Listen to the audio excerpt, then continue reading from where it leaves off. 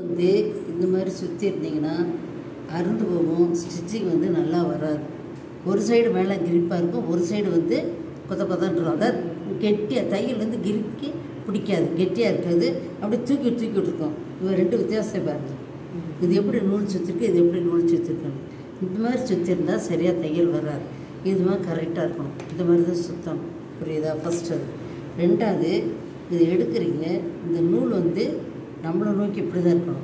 அடியிலேருந்து நூல் வரக்கூடாது, இப்படி இருந்து நூல் வரக்கூடாது, இப்படி இருந்து நூல் வரக்கூடாது, அடியிலேருந்து வரக்கூடாது. இப்படி மேலே இருந்தால் வரணும். இப்படி மேலே சரியா இப்படி வரணும். கோடையில் எப்போவுமே இந்த கேஸ் எடுத்து இப்படி தட்டிக்கங்க, இல்லாட்டி அப்படி ஊதிக்கங்க. டெய்லி துடைக்கிறதா டெய்லி தப்பம் தான். நம்மளை அறியாமல் உள்ள நூல் இருக்கும் பாருங்க. இதுக்குள்ளே பாருங்கள் கொஞ்சம் டஸ்ட் இருக்கு பாருங்க. அதனால் கொஞ்சம் தொடச்சி விடுங்க. இப்போ கோடையில் இதை கொண்டு போய் இதில் வச்சு அதில் எடுக்கணும். இப்போ பாருங்க, ரொம்ப லூஸாக இல்லை, கரெக்டாக சரியா. இது இந்த மாதிரி இருந்தாக்க நூல் தைக்கையில் அறுந்து போகாது. சில சமயத்தில் பார்த்திங்கன்னா இந்த கேஸினுடைய இது வந்து ரொம்ப டைட்டாக இருக்கும். அப்போ டைட்டாக இருக்கையில் நம்ம டக்கு தைப்போம். சரி, அந்த நூல் கிரிப்பாக இறுக்கி டைட்டாக இருக்கிறதுனால மேலே தைக்கையில் அறுந்து போகும்.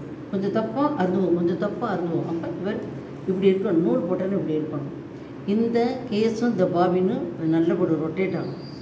சில பேர் வந்து அந்த பழைய பெரிய மிஷினுக்கு பாபின் இருக்குல்ல, அப்போ இதில் போட்டுருவாங்க. போட்டாக்க அது வந்து ரெண்டு ஒன்றா இருக்கும். அப்போ சுத்தத்துக்கு ரொட்டேட்